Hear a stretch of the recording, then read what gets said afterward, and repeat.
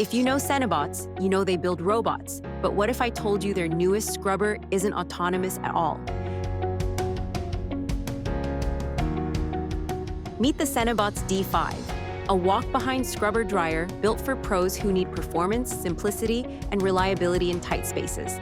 At first glance, it looks like your typical 20-inch unit, but this thing is packed with thoughtful features.